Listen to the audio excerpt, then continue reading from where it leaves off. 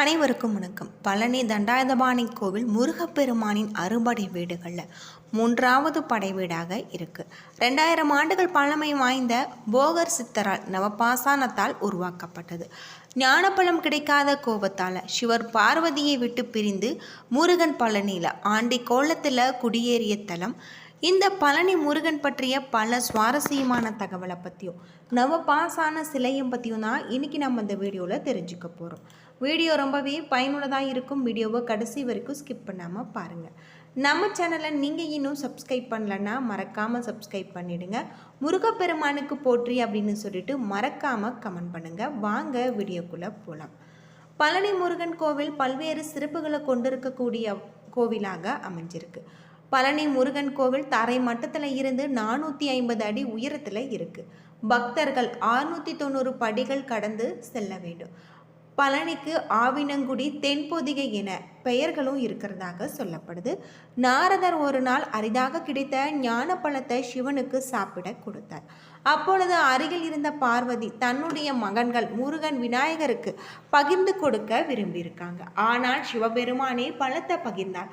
அதனுடைய தனித்தன்மை போய்விடும் என கூறி பழத்தை பெற மகன்களுக்கு ஒரு போட்டியை அறிவிச்சிருக்காரு.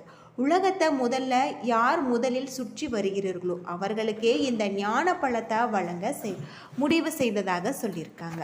முருகனே தன்னுடைய மயில் வாகனத்தை உலகத்தை சுற்றி வர சென்றிருக்காரு. விநாயகரோ பெற்றோரே உலகமே என நினைத்து அவர்களை சுற்றி வந்து ஞான பழத்தை பரிசாக பெற்றாங்க. அதிர்ச்சி அடைந்த முருகன் ஏமாற்றத்தை தாங்க முடியாமல் பெற்றோரை விட்டு பிரிந்து பழனி முருகன் கோவிலில் குடிபெயர்ந்திருக்காரு. அன்றிலிருந்து முருகன் தங்கியிருந்த இந்த படை வீடு பழனி என அழைக்கப்பட்டது. பழனி முருகன் கோவில் திருவிழாக்களும் பெயர் பெற்றதாக இருக்கு. ஆண்டுதோறுமே தைப்பூசம், பங்குனி உத்திரம், சூர சம்காரம் ஆகிய விழாக்கள் விமர்சையாக கொண்டாடப்படுது. குறிப்பாக தைப்பூச திருவிழாக்களில் லட்சக்கணக்கான பக்தர்கள் தமிழகம் முழுவதுமே வந்து இந்த கோவிலுக்கு செல்வதை வளமாக பெற்றிருக்காங்க. இந்த கோவிலில் தங்கத்தேர் வழிபாடு சிறப்பு வாய்ந்த ஒன்றாக இருக்குது. மலைக்கோவில், பெரியநாயகி கோவில், திரு ஆவினங்குடி கோவில் ஆகிய 3 கோவில்களுமே தினசரி காலை 6 மணியில இருந்து இரவு 9 மணி வரை இங்கு தொடர்ந்து நடை திறந்திருக்கும் அப்படின்னு சொல்லப்படுது.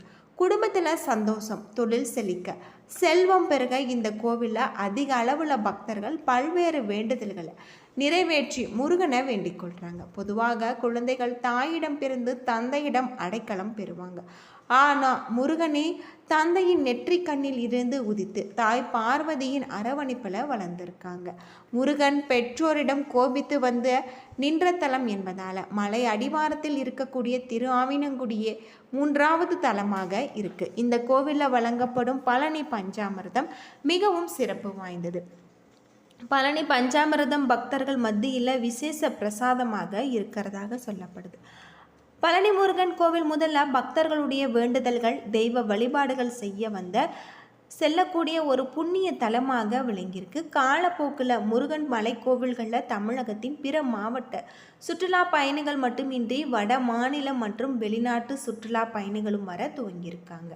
சுற்றுலா பயணிகள் மலைக்கோவிலை சுற்றி பார்க்க தமிழக அரசு ரோப்கார் வசதி செஞ்சிருக்கு. சுற்றுலா பயணிகள் பக்தர்கள் பழனி அடிவாரத்தில் இருந்து மலை உச்சி பகுதியில் இருக்கக்கூடிய முருகன் கோவிலுக்கு செல்ல இந்த ரோப்கார் சென்று வருவதாக சொல்லப்படுது.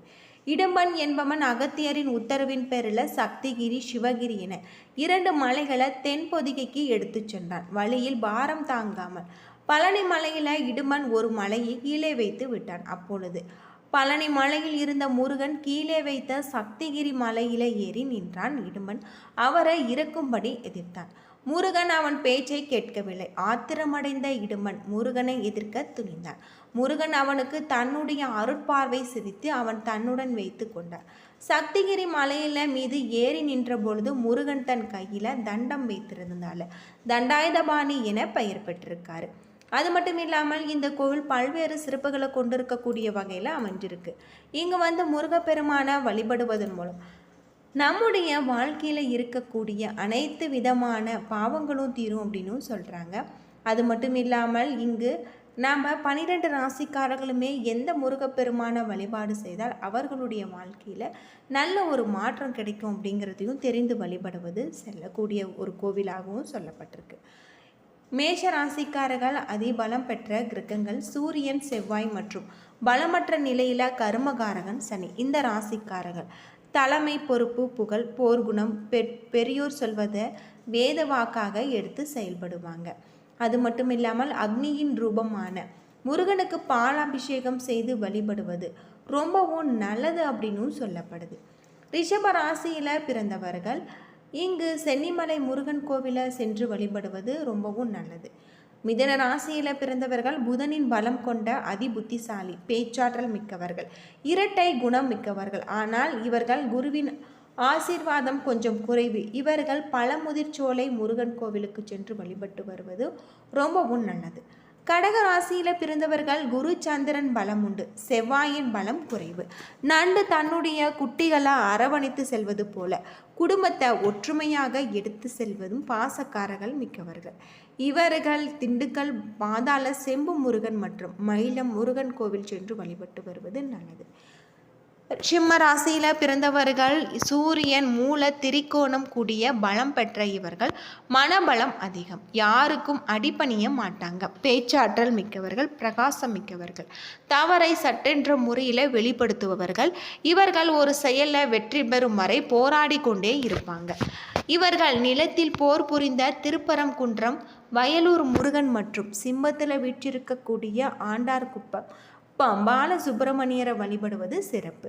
கன்னி ராசியில் பிறந்தவர்கள் புதனின் அதிபலத்தால் கலை மற்றும் கூர்மையான புத்தி, மென்மையானவர்கள், அறிவாளியர்கள். இவர்கள் கைத்தொழிலில் ஆர்வம் மிக்கவர்கள். சிறுவாபுரி பாலமுருகனை வழிபட்டு வருவது இவர்களுக்கு ரொம்பவும் நல்லது அப்படின்னே சொல்லலாம். துலாம் ராசியில் பிறந்தவர்கள் மூல திரிகோண ஆட்சி பெற்ற சுக்கிரன், உச்சபலம் பெற்ற சனி, சூரியன் பலமில்லாது இருப்பாங்க.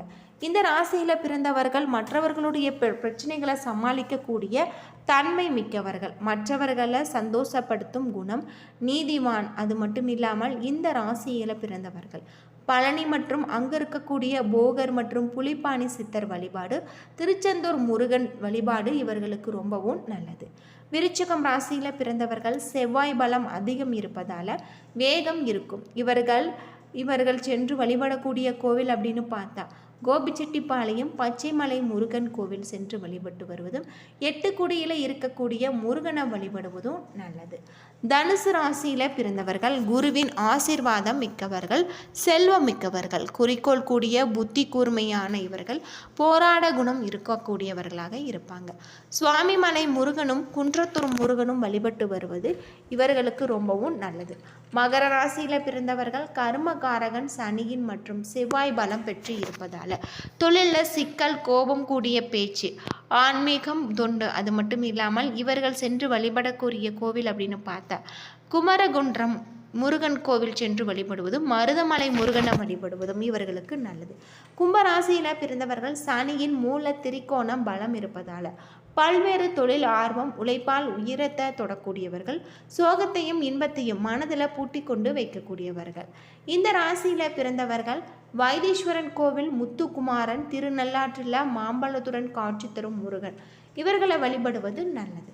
மீனம் ராசியில் பிறந்தவர்கள் பெரியவர்களுடைய ஆசீர்வாதம் மற்றும் குருவின் பலம் பெற்றவர்கள். இந்த ராசியில் பிறந்தவர்கள் மீனமின் ஓட்டம் போல தன்னுடன் இருப்பதை விட அல்லது வேலையிலும் மாற்றிக்கொண்டே இருப்பாங்க. இவர்கள் புத்திரபாக்கியம் பெற்ற மற்றும் குடும்பத்தில் லட்சுமி கலாச்சாரம் நிறைந்ததாக இருக்கக்கூடியவர் அப்படின்னே சொல்லலாம். சுவாமிமலை திருச்செந்தூர் முருகனை வழிபாடு செய்வது இவர்களுக்கு ரொம்பவும் நல்லது. ஜாதகத்தில் ஏற்படக்கூடிய தோஷம் மற்றும் கெட்ட திசை புத்தி அழகல்ல. ஒவ்வொருவருமே மனதில் ஒருவித தீர்வு காண முடியாத குழப்பம், திருமண தடை, குடும்ப ஒற்றுமையின்மை, தொழிலில் தோல்வி, நோய், குழந்தையின்மை போன்ற வாழ்க்கையில் ஏதாவது ஒரு குறை இருந்து கொண்டே இருக்கும். அவற்றை தவிடுபடியாக்க மகா சஷ்டி விரதம் சரியான அருமருந்து அப்படின்னே சொல்லலாம். என்ன நண்பர்களே, இந்த வீடியோ உங்களுக்கு பயனுள்ள ஒரு தகவலை தந்திருக்கும்னு நினைக்கிறேன். வீடியோ பிடிச்சிருந்தா லைக் பண்ணுங்கள், ஷேர் பண்ணுங்கள், கமெண்ட் பண்ணுங்கள். இது போல தகவலை தெரிஞ்சிக்க நம்ம சேனலை மறக்காமல் சப்ஸ்கிரைப் பண்ணிடுங்க. நன்றி நண்பர்களே.